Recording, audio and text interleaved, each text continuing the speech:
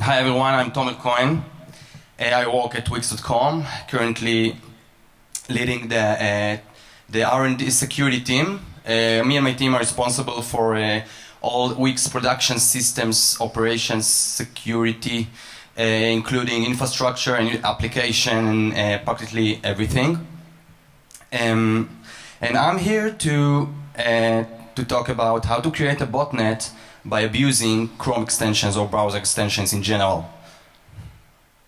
So I'm going to start with my personal experience with bots. The first challenge that me and my team had with bots was on April 2016. It was a regular day in the office when suddenly the sign-up graph, just a second.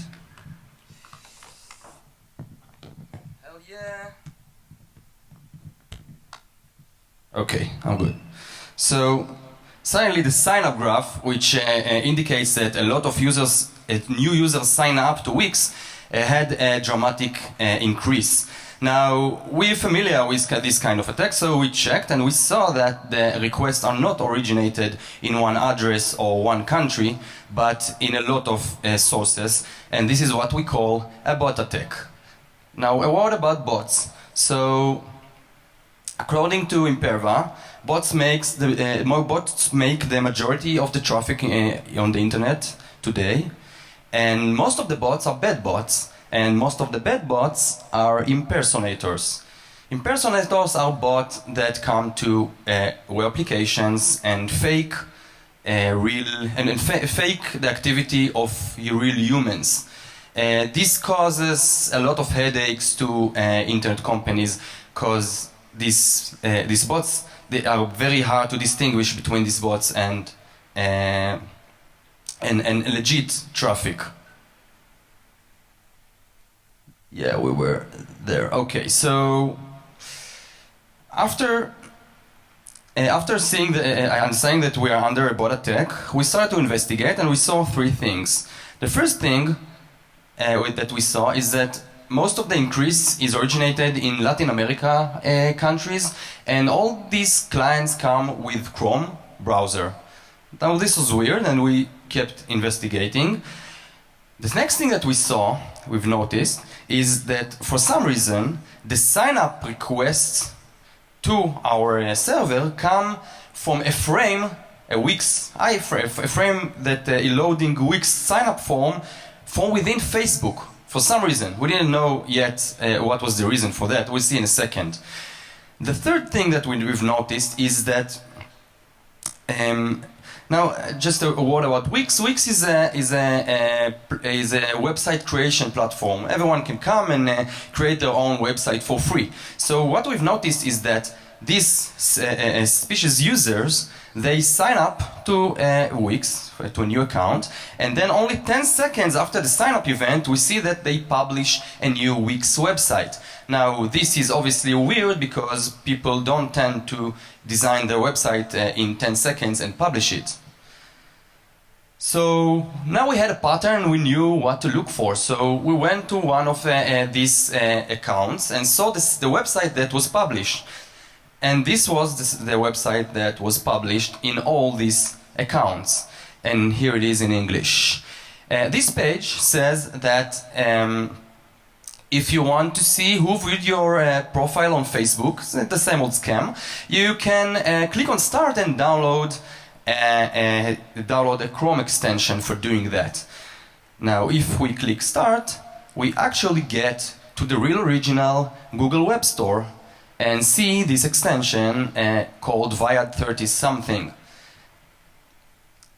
So we understood that there is connection between the bot attack that we are experiencing and this malicious extension, or this extension at the time. So we started investigating what's inside the extension. It was very hard because the code was highly obfuscated. We got help from a lot of guys, including Perimeter X. It's a bot protection company that we work with. And this is what we found. This is what the extension does. Firstly, it injects code into Facebook tabs. Now, Chrome extensions with proper permissions have the ability to inject JavaScript code to any open tab by the user, and also to control all tabs, create new tabs and everything. In this case, the attackers used it to inject code into the Facebook tab. Why Facebook tab? I guess because everyone is on it, and there are other reasons that we'll see in a second. The next thing the extension does is open a Wix iframe inside, using the injected code to Facebook. Inside Facebook, it opens a frame and loads Wix sign-up form, and from this frame, from within the frame, it sends the sign-up request to our server. Now, my question here is, why would they need to open a frame? Why wouldn't they just inject the code and send the sign-up request to Wix? Chrome extensions are not enforced with the same origin policy. They can send a request from Facebook to Wix. Now, the answer here is that here in Wix we do have bot protection mechanisms, and it has some features. So if the attacker if we just send the sign-up form from just any tab, this will fail because you don't have the right cookies, headers, tokens, whatever that you need to fetch from the sign-up form before you send the actual sign-up request. However, if you somehow open a frame with the sign-up form, like in our case, inside Facebook, and you send the sign-up request from within this frame, it succeeds. So the attackers actually did that to bypass our bot protection mechanisms, because they knew that they wouldn't be able to send the request straight from other tabs. They opened the frame. Now, I remind you that this frame is transparent, and the victim user does not notice anything while he signs up to Wix and publish a new website. Okay, let's go back to the extension's course of action. We already saw that it injects code to Facebook tab, and then it signs up to Wix. Next thing it does, it's like we saw, it from the account it created in Wix, it publishes a new Wix website. Now, all these websites lead to the same page, the attack page that we saw earlier. Now, what it does, it takes the newly created website, the URL of the Wix website that was created, and send it using Facebook messages to all the victims' friends on Facebook. This is how the malware is distributed. Lastly, these guys were rude enough to grab the victim's Google authorization token and submit a review in the Google Chrome extension web store of 5 stars. So they have really good reputation for their malicious extension. Cool.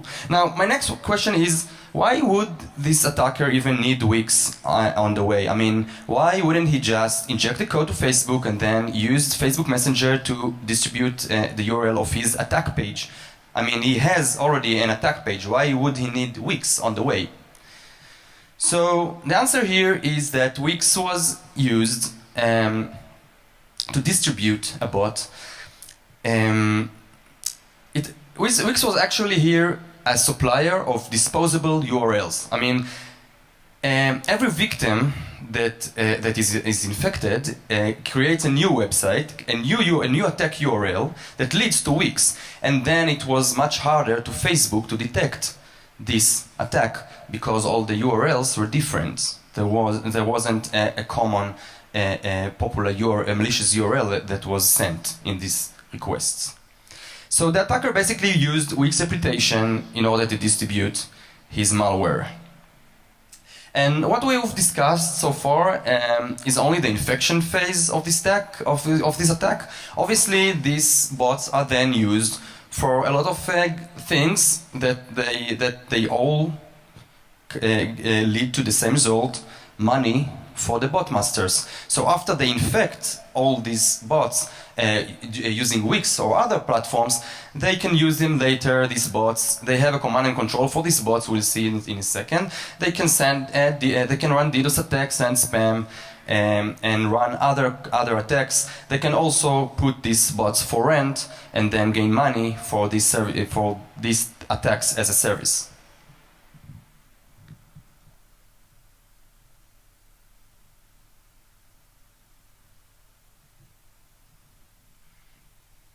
We just saw a campaign of bot infection using Chrome extensions. Let's see another one. So we at Wix stopped, it took us some time, but we stopped this attack. And 2 months later, there were news about a new attack. And this is how it looked like. It says, Facebook comment tagging malware spreading via Google Chrome. If you receive a Facebook notification regarding a friend tagging you, be very cautious about it. Now this attack was named "Tag Me If You Can" by Kaspersky Labs researcher Idon Naor. And when I read his report, his very detailed report, I knew that it were the same attackers that attacked Wix 2 months before. How did I know? Let's see how this attack worked. So first, a victim gets a notification on Facebook saying that some friend of him tagged him in a comment. When the victim clicks this notification, after a small warning of Facebook saying that you're going out of Facebook, a JSE file is immediately downloaded to the victim's browser. Now, JSE files act like executable on all Windows machines. So if the victim clicks on this JSE file, a malware is running, causing Google Chrome to crash. Then it copies the Google Chrome process file, the exe file, and create a new Chrome exe file with a Chrome extension installed on it. This is a malicious extension, similar to what we saw before in Wix. After the Chrome is reopened, the extension is uploading a new instance of the JSE file to the victim's Google Drive. Then it takes the URL of the newly uploaded file and sends this URL using Facebook API, create notifications with tagging of all the friends of the victim. One of the victim's friends sees the notification and the whole thing runs again, and we've got exponential growth infection process. Now, how did these guys manage to create a notification in Facebook that lead to a download of a JSE file? That's a good question. I'm sure you're all asking yourselves that. But it's too long for this lecture, so you can find more details in this talk's white paper or in Idon Naor's report about the Tag Me If You Can attack. Now, I knew that these were the same attackers because there's a very strong pattern here in these both attacks, and this is the pattern. It always starts with the user clicking on Facebook on something. Next thing that happens is that somehow an extension is installed on his browser. In the Wix attack it was from the Google Web Store. Sorry, in the Facebook attack it was using an executable JSE file.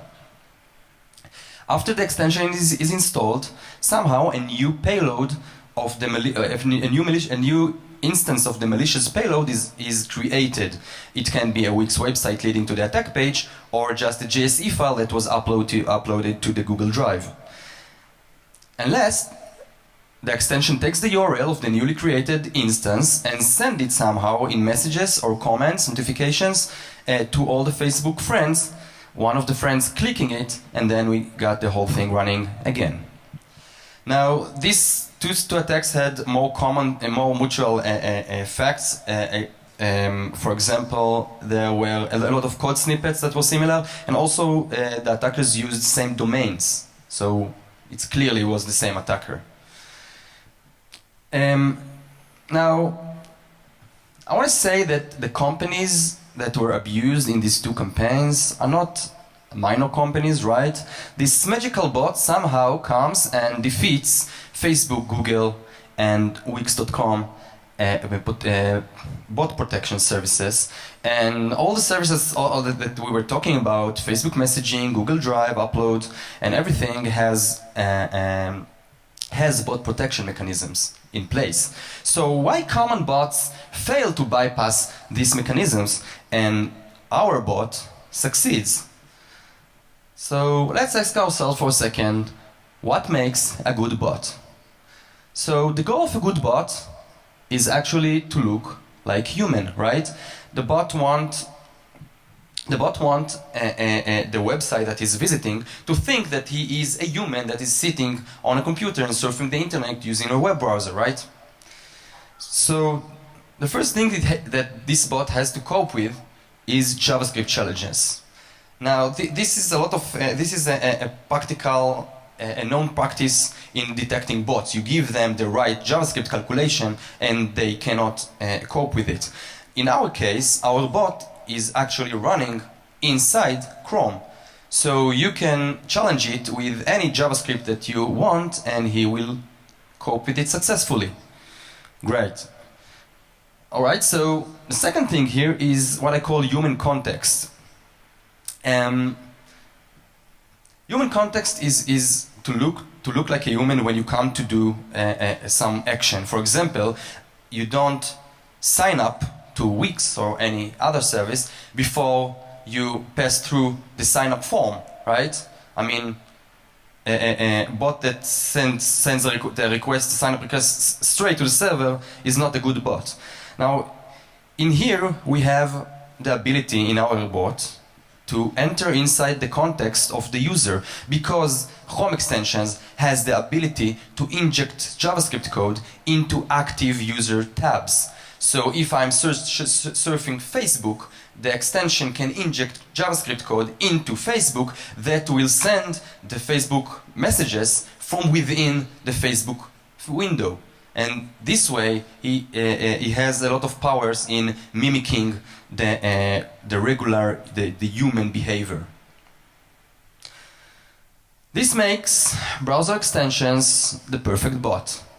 It can run in the context of a user and it can cope with any JavaScript.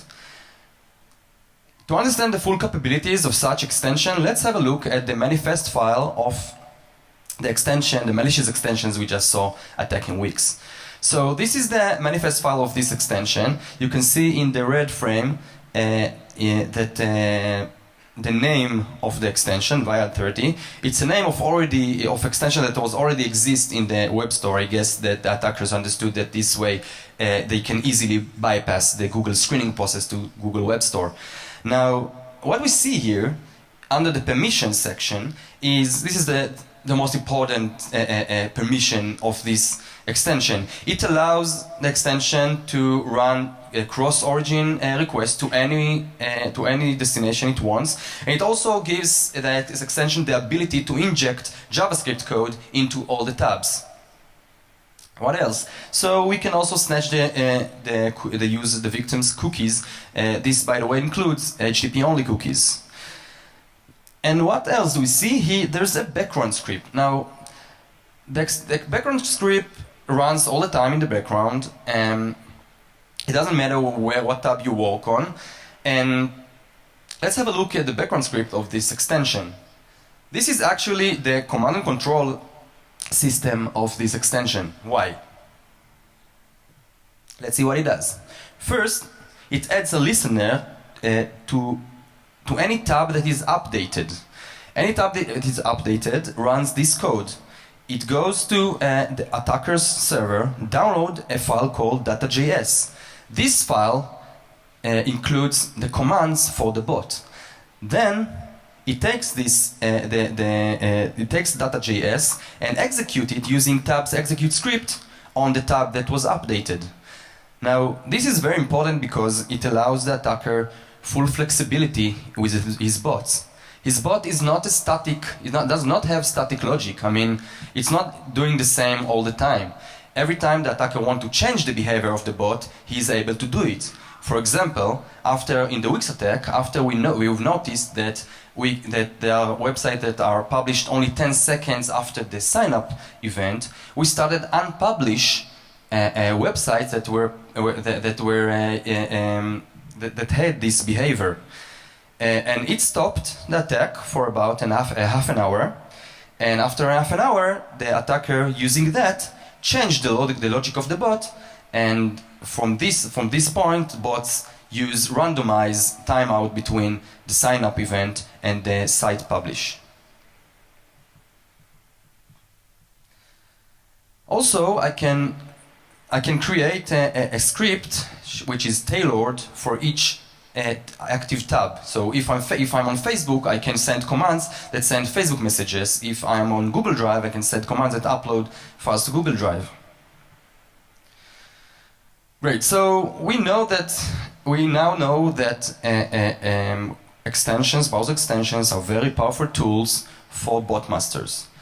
But these campaigns that you just saw are very complicated, and I want to ask you guys, how can we make it easier?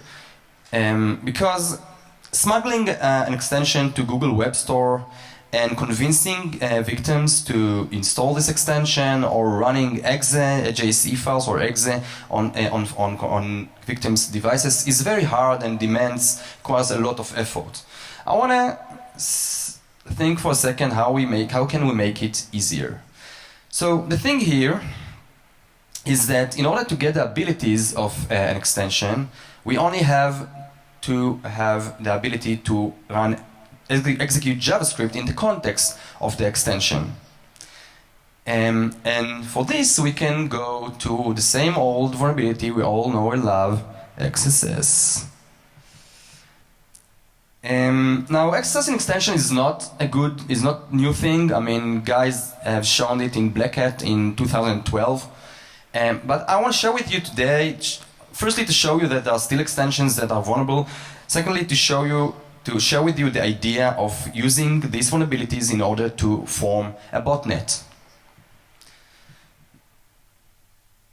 The first example is the Adobe Acrobat extension, XSS.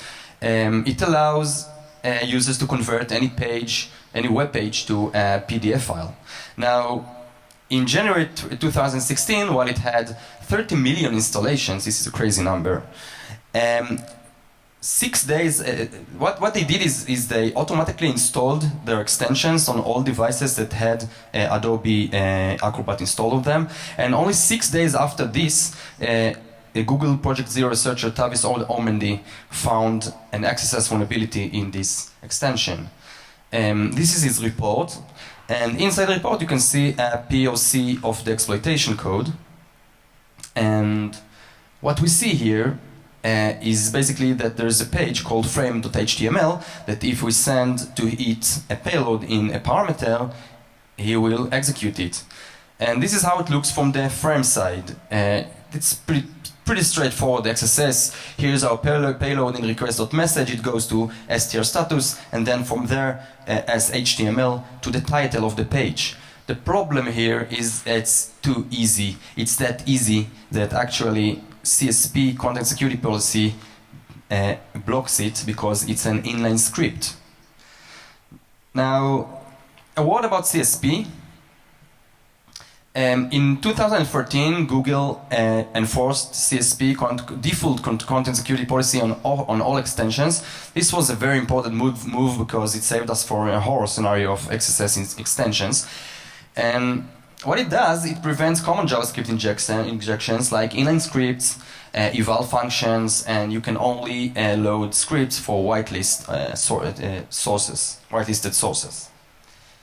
So the problem here is that CSP is a generic policy, and developers that tend to be very creative in the way they create XSS in their software. And let's see another example. So I want to show you the AVG Web TuneUp extension.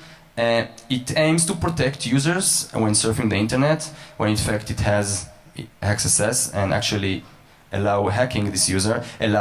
This extension is patched, and I'm going to talk today about the vulnerable version of it. The same guy, Tavis Ormandy from Google Project Zero, found XSS in it. And in this case, CSP fails, and I want to show you how. I want to show you why. I'll show a demo in which there's an attack page.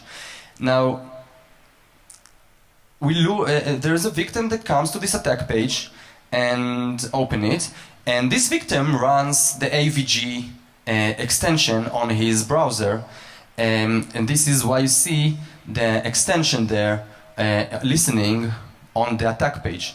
that the extension injects JavaScript into the attack page, into any page, including our attack page, that adds a listener to window messages.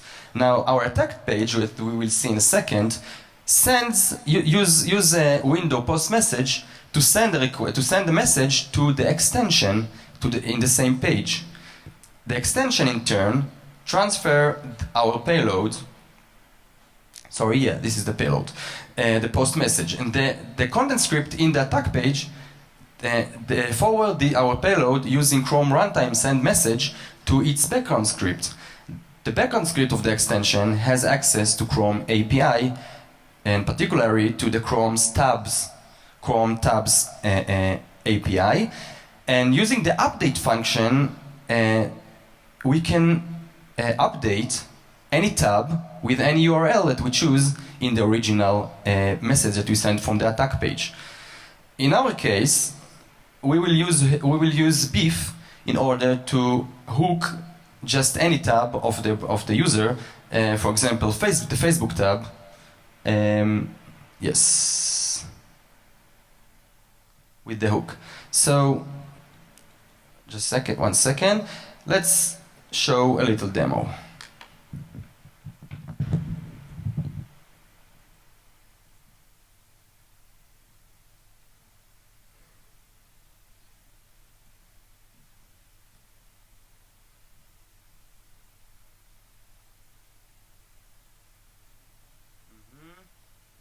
One second.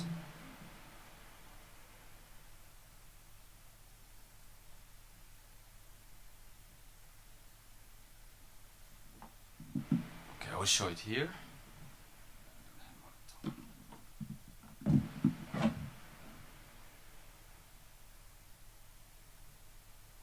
Okay, I'll try to do it this way. It will be hard, but let's try it.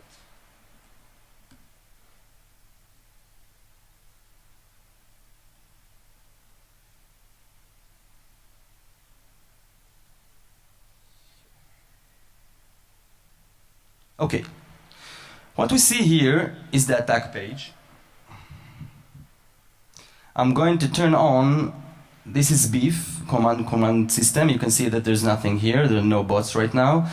I'm going to turn on the AVG extension. I do it with much caution, because it's vulnerable. It's the vulnerable version of this extension. And here's a Black Hat. What we're going to see is an attack on Black Hat page. I'm going to refresh it to show you that there's nothing here. Now, I'm going to run the attack page, my exploitation page. And you can see that the Black Hat page has there's an alert, and we can see that we have a new hook on this tab. And you can see here that the beef.js file is downloaded from the attacker server.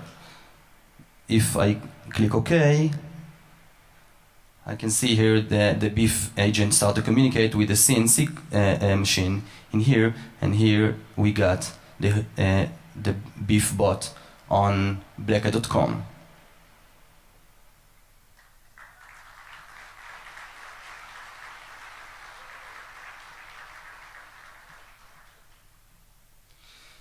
So, to sum up, we saw how we can hack extensions and run in the context of these extensions.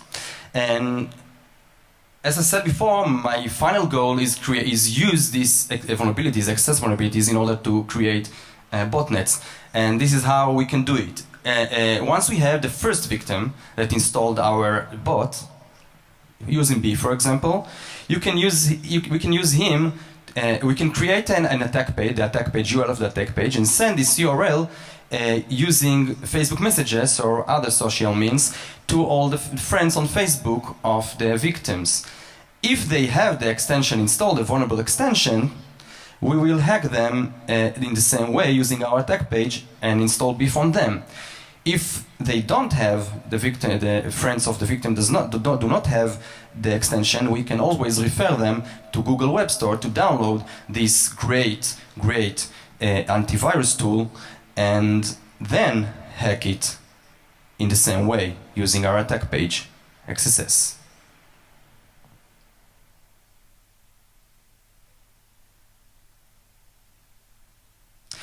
Summing up, this is what we saw. So browser extensions make great bots. We saw why. We also saw that as we speak, there are attackers that use Chrome extensions in order to create and control their botnets. We also saw that extensions still got XSS, and CSP is not enough in our case because there are many ways to create XSS. And the same infection campaigns that we saw earlier in the Wix and Facebook attack can be achieved using by exploiting Chrome extensions XSS vulnerabilities. If you have any questions about this talk, please approach me, or you can catch me in this email. Thank you so much.